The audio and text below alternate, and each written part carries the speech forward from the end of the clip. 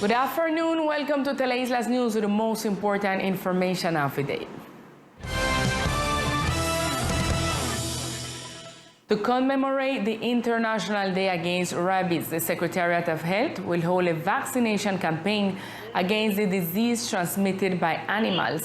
And at the same time, a canine costume contest will be held on October 1st. The Secretariat of Health, through the program of vector-borne diseases and zoonoses, as part of the commemoration of the International Day Against Rabies, invites the community of San Andres to participate in a day, My Health and My Pet, on Saturday, October 1st. A space created to enjoy activities with pets, which can be rewarded for their costume and will have the opportunity to vaccinate them against rabies. The 1st of October in the Morgan Cannon Square, we are going to have a felines and canines pet contest. And what we are commemorating is the World Day Against Rabies. We know that rabies is a disease transmitted by animals to humans. It is transmitted by saliva to humans, and that is why we want the community of San Andres and Old Providence to be aware that this disease exists and that it is important to prevent it. In order to register in the contest, it is important that they come with the pet and they must have their bag to place the feces. And if it is a strong or dangerous breed pet, it is important that they wear their muzzle. The activity will take place at the Morgan Cannon starting at 3 p.m. and is expected to have a large number of people with their pets.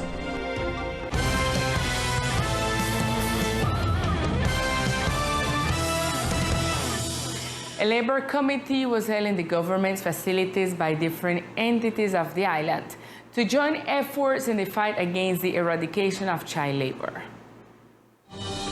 The third Intersectoral Committee for the Eradication of Child Labor and Protection of Young Workers was held at the Coral Palace.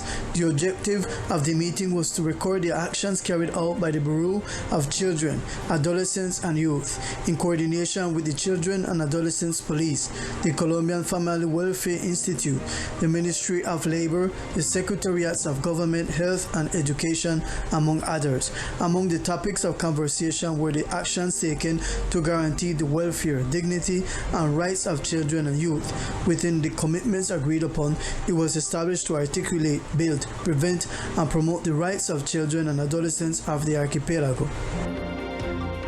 Through CADEIN, the San Andres Chamber of Commerce offers a wide variety of courses for all islanders. CADEIN is a business advisory center that seeks to develop capacities within companies, offering advice, support, and training to entrepreneurs and businessmen. This instrument promotes business growth, innovation, productivity, and profitability through proposal for improvement in administration management, production, technological development, and access to credit that allows them to expand their businesses nationally and enter the global economic market. Through our Business Development Center and the webpage of the Chamber of Commerce, we offer courses for all types of people, not only for entrepreneurs, since we think that training should be for everyone. These courses are free and asynchronous, that is, you can take them whenever you want and you can review them at www.camarasai.org. As of today, the 10 courses that will be offered are available on the platform. There is a diversity of topics oriented to customer service and tourism, and others oriented towards self. So the invitation is that you review and see which ones catch your attention. And also the invitation is for businessmen to offer training to their collaborators. Within the courses, you will find topics such as how to make an advertising campaign, how to activate your creative mindset, brand registration, copywriter, e-commerce, brand presence, and stress, among others.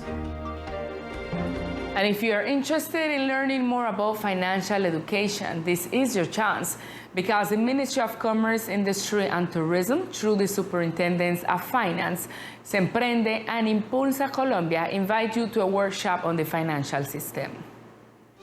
Do you know what the Colombian financial system is? Which are your rights and duties as a financial consumer? If your answer is no, or you want to enrich your knowledge on this topic, you are invited to the Financial Education Workshop for everyone that will be held today. Bueno, esto es un espacio de formación. This is a training space. It is a workshop to which everyone is invited, not only entrepreneurs, but all those who are financial consumers. And I want to say that we're all financial consumers at this moment. This workshop will help us understand what the financial system is, understand duties and rights and tips to manage our finances in financial education. The workshop will be held this afternoon at the Breadfruit Building, Office 203 at 3 p.m. A meeting of historians who will be dealing with the subject of navigation in our islands, where experts will talk about the trades that our fellow citizens since ancient times have worked around the sea, will be developed this September 29 in the auditorium of the Cultural Center of the Bank of the Republic. The hybrid conversation Turtles Got Nats and Boats will be conversation about navigation in San Andres, shared by several historians of the cultural heritage of the archipelago. This 29th of September, we got a very important encounter. We got Mr. Edward Newell, Samuel Robinson, and Miss Clotilde Henry when they talk about the importance of the navigation in the islands. We're going to talk about the history, who developed it, how we develop, and well, our characteristics of navigation in San Andres, our presence in the sea, not true? And the 5th of October, we have a second encounter. We want to have the boat builders from Providence. We got 3 of them here with us. And the idea is for you to come, we talk about these practices that are dying out in our culture, and we hope young people can pick up some of these practices. All of this is going on in the midst of the navigation festival within the Providence. Who in charge of this event is Proceeland Foundation, headed by teacher Ana Isabel Marquez, and the bank always come in as a help in this activity. The activity will be held at the auditorium of the Bank of the Republic from 10 to 12 noon and on October 5th from 3 to 5 p.m. It should be noted that on October 28 and 29, a workshop will be held entitled A Look of Urban Art, Graphic Works in Open Spaces, which will be given by the well-known island artists J. Villarreal and Daniel Martinez.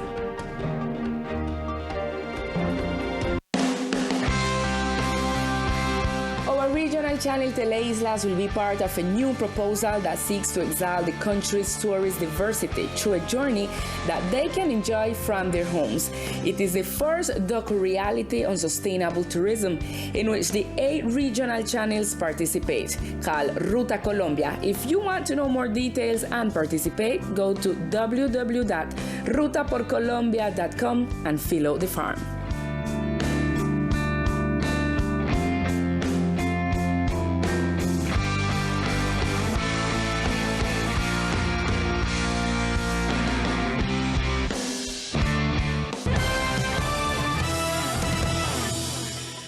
The sessions of the charges hearing against Governor Everett Hawkins continue this morning before the Superior Court in Bogota.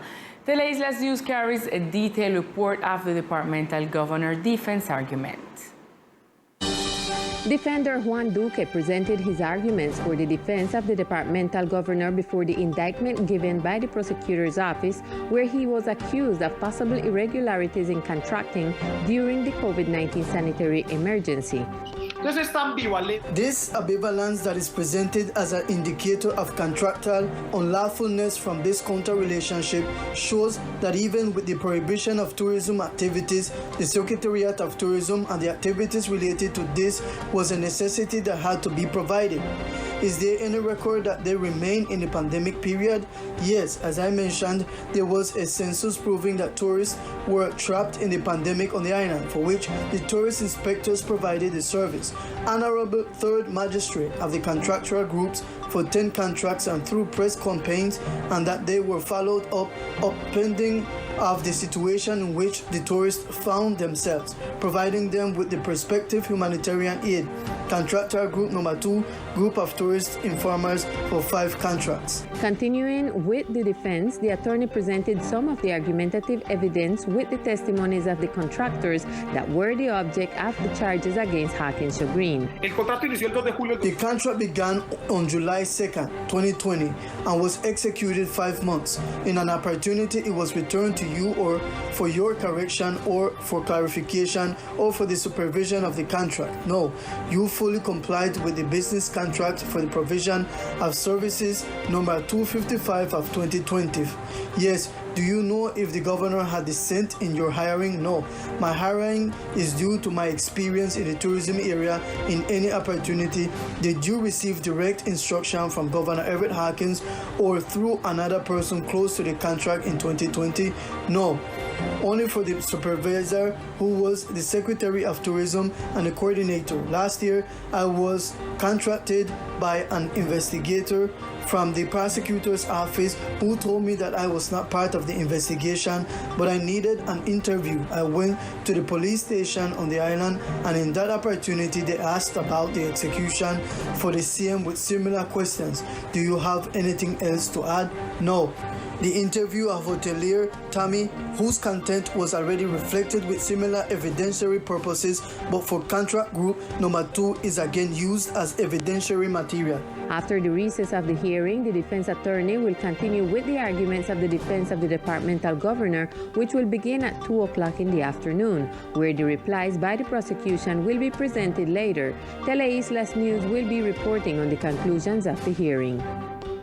And now let's get to know other facts that today are making news in our brief news section.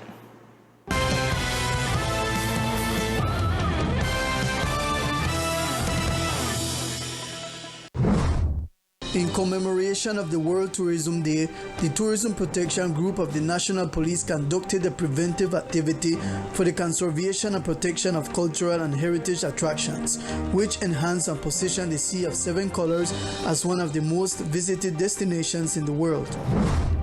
On the second day of the celebration of the Week of Spirituality, the program Religious Affairs, attached to the Secretariat of Government and in articulation with the Secretariat of Education, held a massive evangelistic gathering entitled Builders of Peace in order to achieve a rapprochement and communion with God. The event was attended by a large number of people, from senior citizens residing in the San Pedro Claver Elderly Home, inmates of the New Hope Penitentiary, and children and adolescents from different educational institutions, who enjoyed the multiple teachings and activities that seek to unite the entire community and reinforce values. 20 workers of a hotel on the island were certified in hygiene and food handling, and 12 representatives of the travel agencies attached to Anato chapter and San Andres in tourism product design. The process culminated due to the complementary training process that the students received. The ceremony was held in the framework of the World Tourism Day.